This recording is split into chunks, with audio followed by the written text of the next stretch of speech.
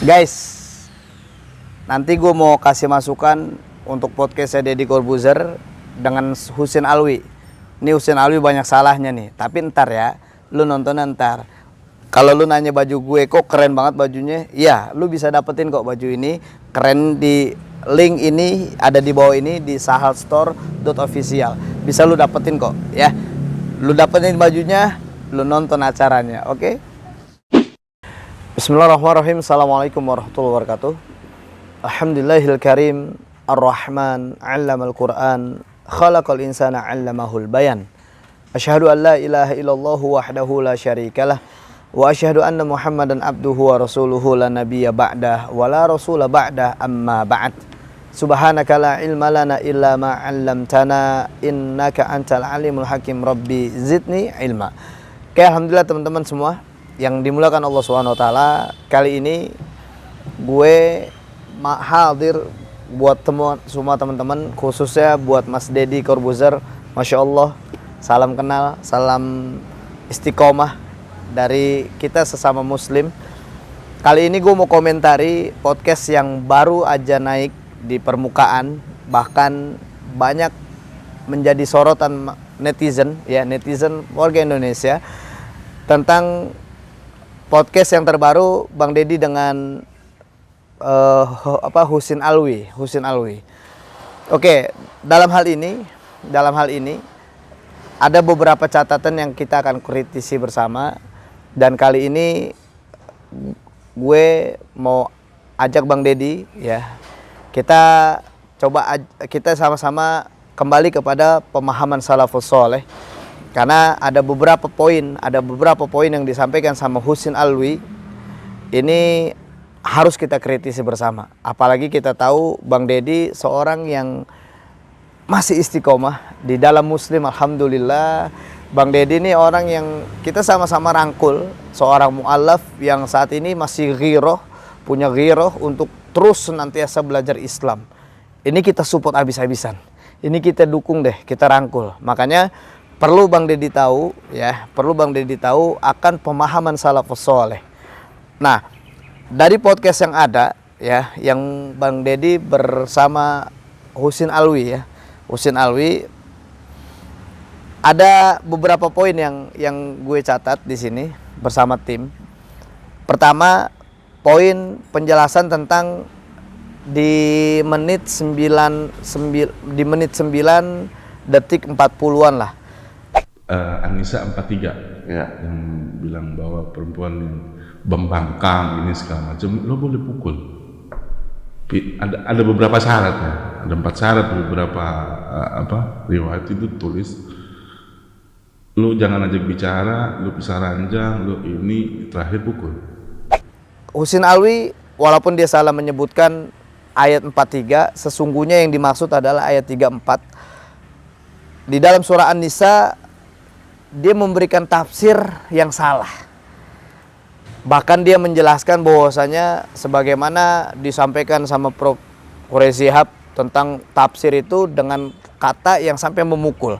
Padahal arti sesungguhnya memang wadribuhunna, memukul. Tapi dalam hal ini kita kembali kepada pemahaman salafus saleh bahwasanya di dalam surah An-Nisa Allah Subhanahu wa taala berfirman di ayat 34-nya.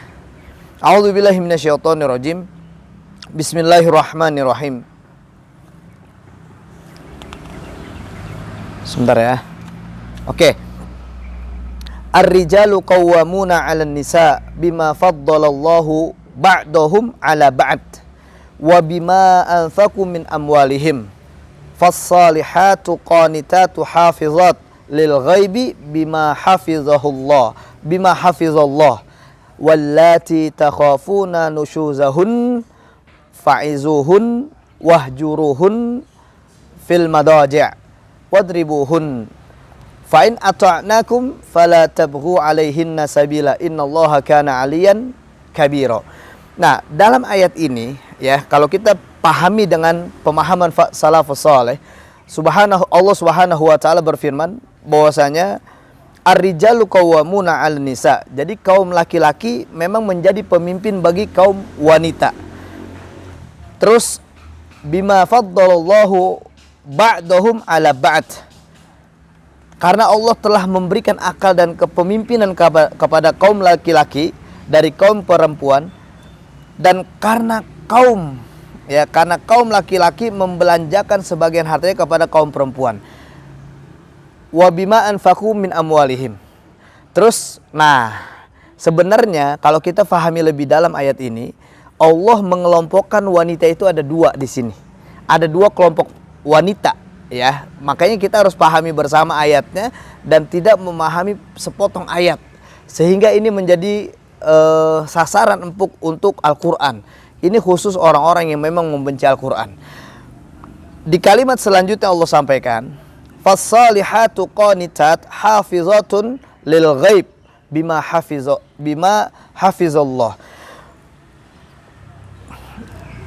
Bima hafizallah. Nah, perempuan-perempuan yang salihah yaitu istri-istri yang mengurus kepentingan suami dan memelihara kehormatan diri mereka ketika suami mereka nggak ada di rumah.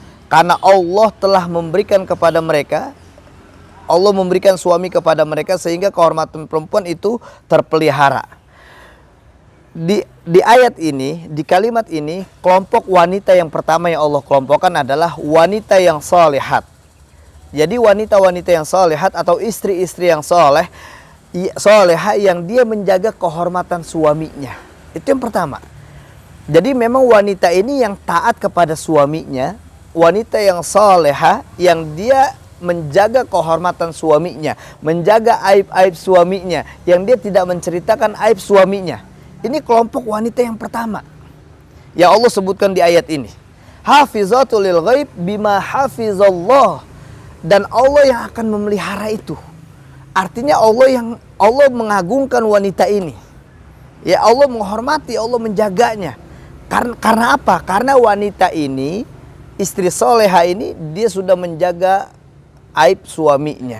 Dia sudah menjaga kehormatan suaminya.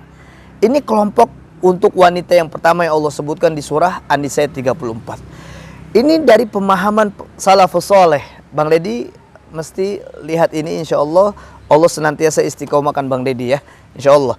Nah, ada kelompok yang kedua yang Allah sebutkan, ya. Yang kedua adalah wallati takhafuna nusuzahunna. Dan yakni mereka khawatir wanita-wanita yang kedua yang disebutkan adalah mereka berlaku nusuz. Nusuz ini adalah mereka membangkang kepada suaminya. Ini kelompok wanita yang kedua. Tapi menariknya adalah tatkala kita fahami ayat ini lebih dalam di surah An-Nisa ayat 34, ada proses yang akan kita hadapi, yang kita bisa lakukan ketika kita menemukan istri yang nusus kepada suaminya. Jadi memang benar adanya di sini ada kalimat wadribuhunna, pukul. Tapi bagi mereka orang-orang yang membenci Islam, yang ingin mendiskreditkan Al-Quranul Karim, Islam dalam hal ini, mereka langsung menuju kepada wadribuhunna, kalimat pukul yang dibahas. Ada kalimat sebelumnya. Pertama, bagi mereka para istri yang nusus, maka harus dilakukan sama suami dengan pertama, fa'izuhunna. Fa'izuhunna ini adalah menasehatinya. Jadi sering memberikan rasa takut kepada istri. Kalau kamu nanti membangkang, Allah akan melaknat kamu. Kalau nanti kamu membangkang, Allah akan memberikan azab kelak di akhirat. Kalau kamu membangkang, kalau kamu melawan sama suami, kalau kamu nusus, itu ada nasihat. Jadi ada proses panjang yang disampaikan seorang suami kepada istri. Ini menurut pemahaman salafus saleh. Jadi nggak langsung pada poinnya pukul, enggak. Jadi memang ada proses itu dulu, fa'izuhunna. Jadi seorang suami harus menasehati dalam, harus sampai kena kepada perasaannya, harus kena kepada hatinya. Bagaimana seorang istri ketika dia membangkang nusus dalam hal ini, dia faham bahwasanya perilaku nusus ini nggak boleh. Jadi memang proses ini lebih proses yang panjang. Jadi nggak langsung dipukul, enggak.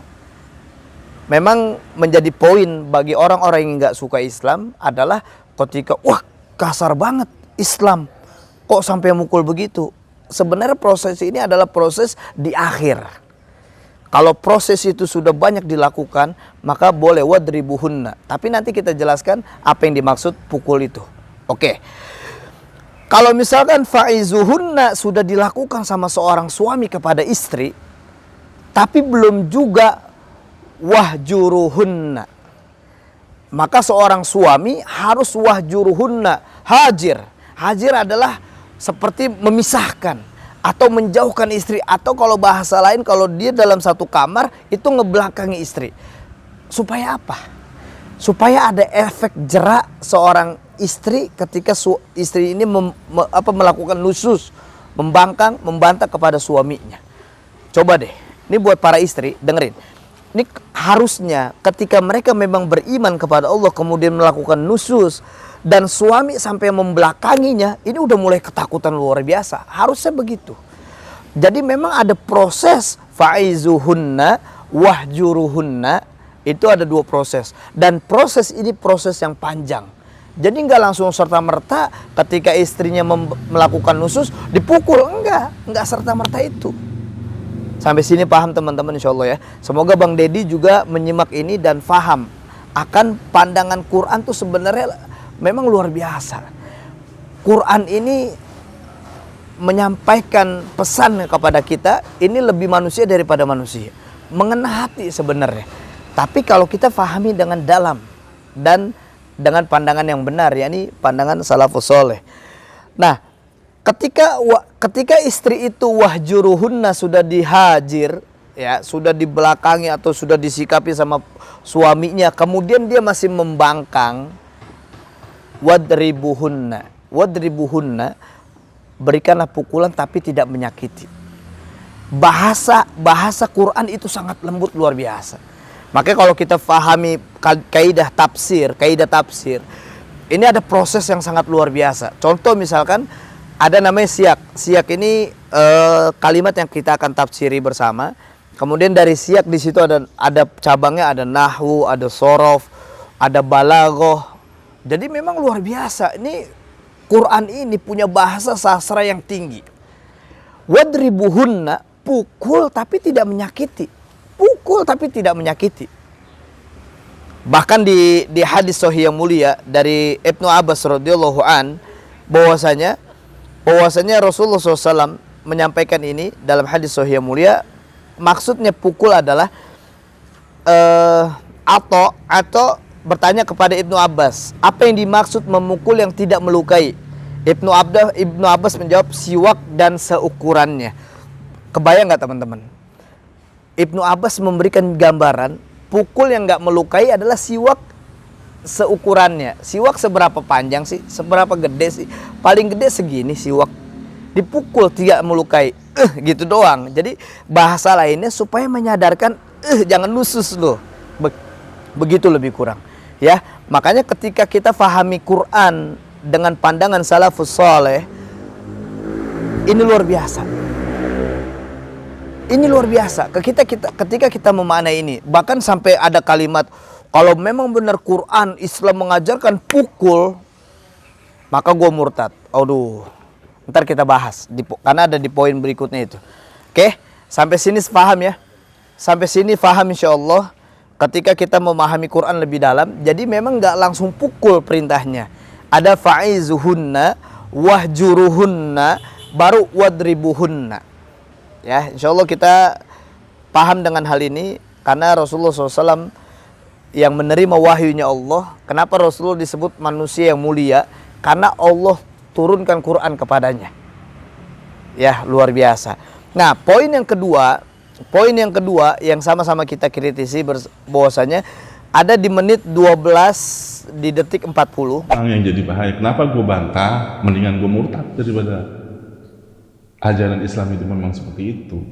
Husain Alwi bilang gini, mendingan gue murtad daripada agama Islam memang seperti itu, memukul wanita secara fisik.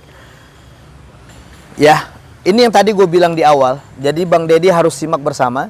Yang tadi gue bilang di awal, kalau orang nggak suka Islam, kalau orang nggak suka Quran, maka yang dia langsung lihat adalah wadribuhunna, pukul.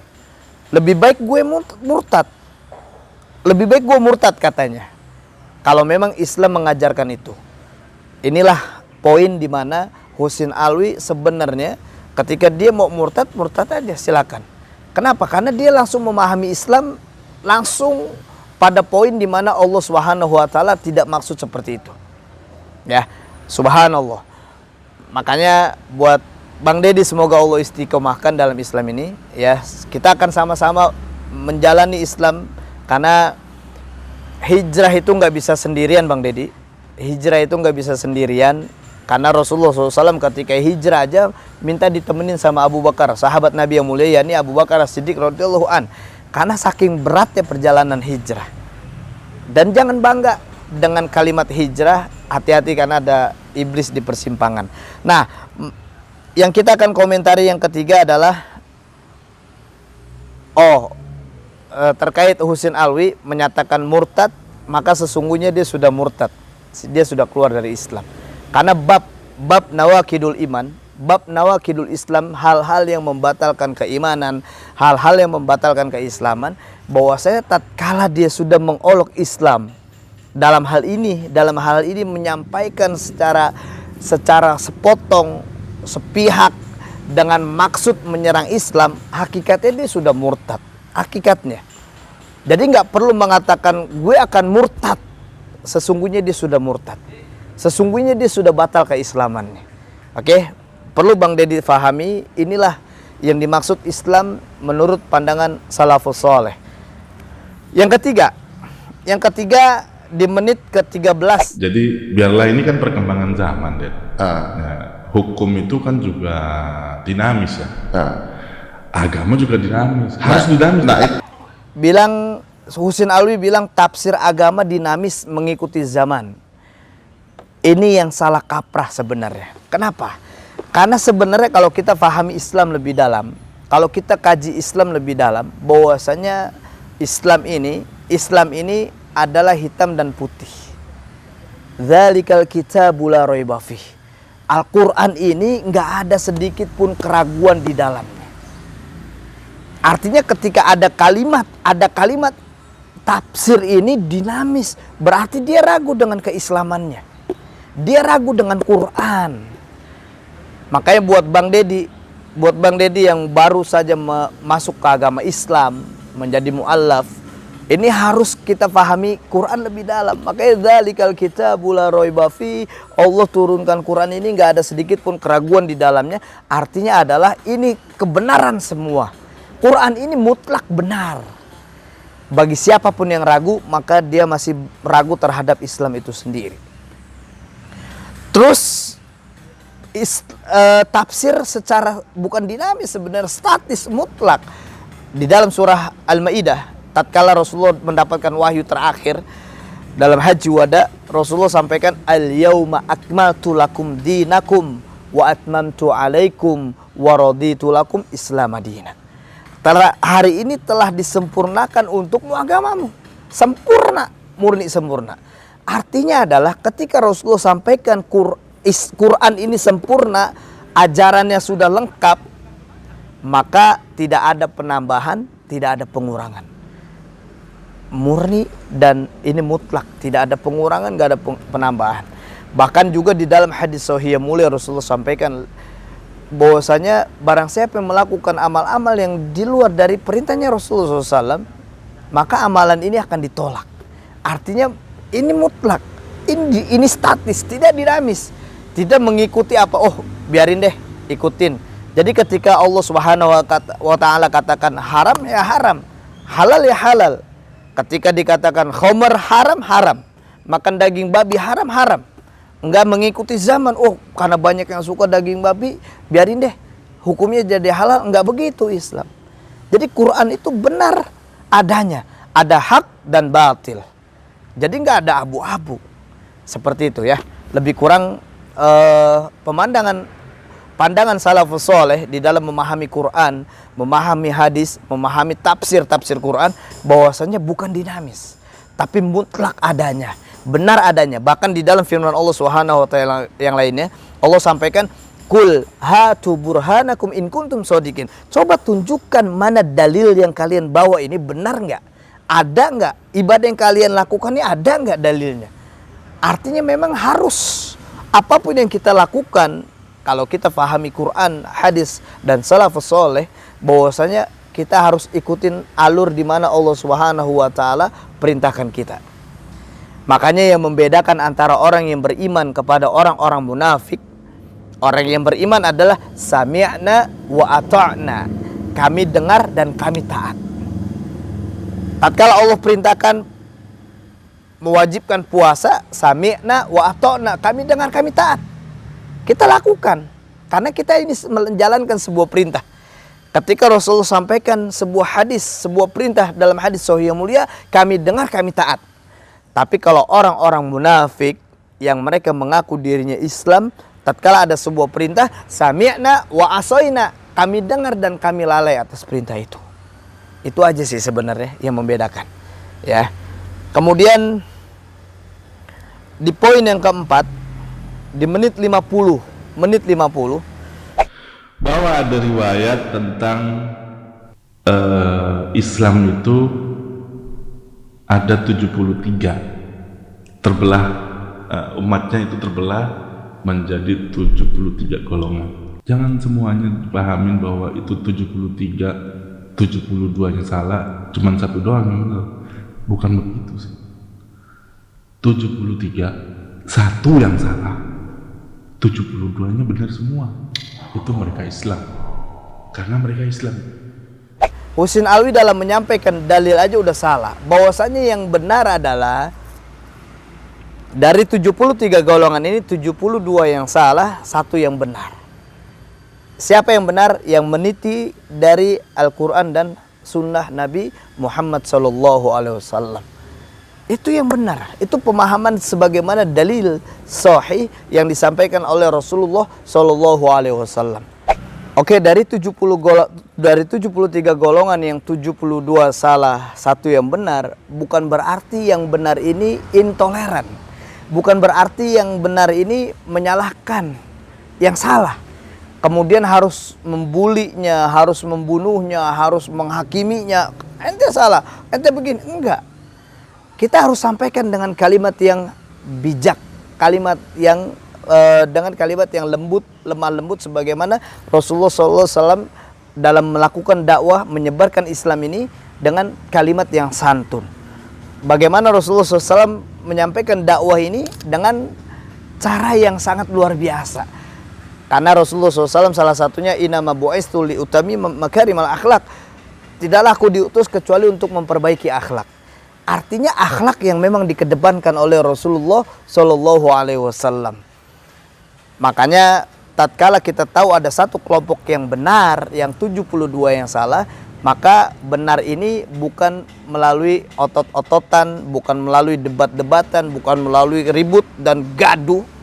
Pecahkan saja gelasnya biar gaduh, enggak gitu ya. Tapi dengan kalimat yang santun, dengan kalimat yang benar, dengan dakwah yang sesungguhnya yang memang diajarkan oleh Rasulullah SAW. Inilah yang menjadi rujukan bersama, menjadi pemahaman bersama bagi kita tatkala kita berada di jalan salafus saleh. Ya, insyaallah Bang Dedi, semoga Allah jaga dan Allah lindungi kita dan Allah kuatkan kita dan Allah tetap istiqomahkan kita berada di jalan hidayah ini.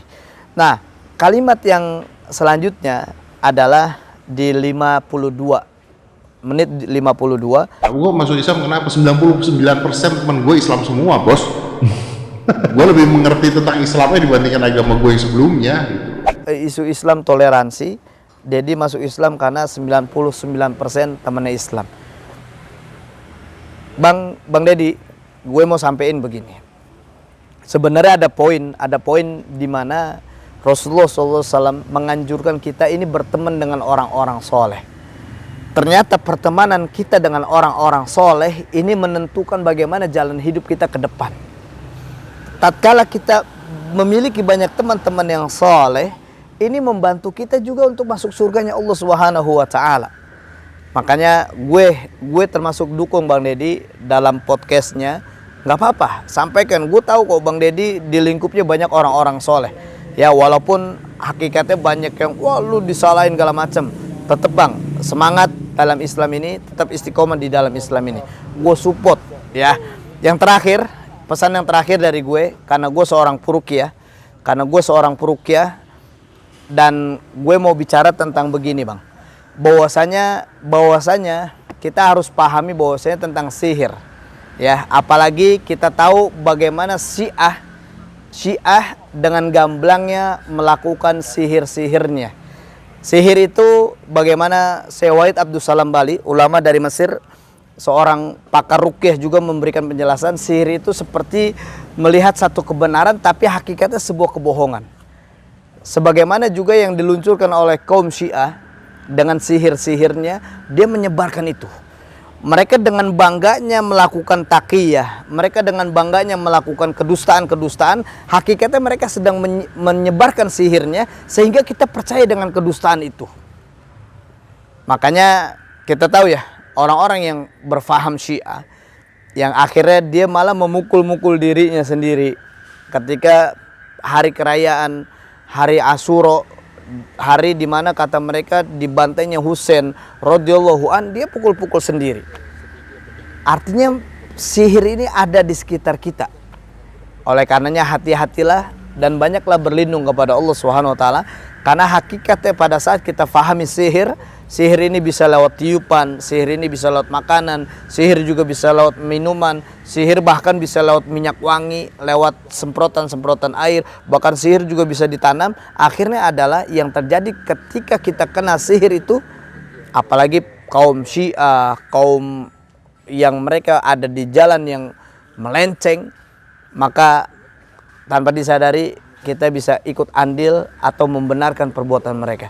Karena apa? Karena sihir yang mereka luncurkan. Oke, paling tidak itu untuk masukan buat Bang Deddy dan buat teman-teman penonton podcast Bang Deddy Corbuzier. Insyaallah masukan ini menjadi masukan yang bermanfaat sehingga kita bisa memahami pandangan salafus saleh yang sesungguhnya. Paling tidak itu dari gue. Mohon maaf kalau ada yang salah gue ucapin, karena gue manusia, salahnya dari bodohnya gue. Tapi kalau ada yang benar dan banyak yang benar gue sampein, maka murni kebenaran itu milik Allah. Al-Quran lah yang benar dan hadis-hadis sahih yang mulia yang benar. Barakallahu fikum. Wassalamualaikum warahmatullahi wabarakatuh.